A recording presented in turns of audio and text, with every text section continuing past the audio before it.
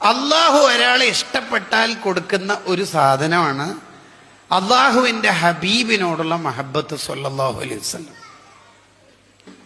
അത് കുറയുകയും ചെയ്യുക, കൂടുകയും ചെയ്യുക. അങ്ങനത്തെ ഒരു ഇബാദത്താണ്. തെറ്റ് ചെയ്യുന്നതിനനുസരിച്ച് കുറയുന്ന ഒരു സംഗതിയാണ് മഹബത്ത്. നമ്മൾ പഠിക്കേണ്ടതാണ്.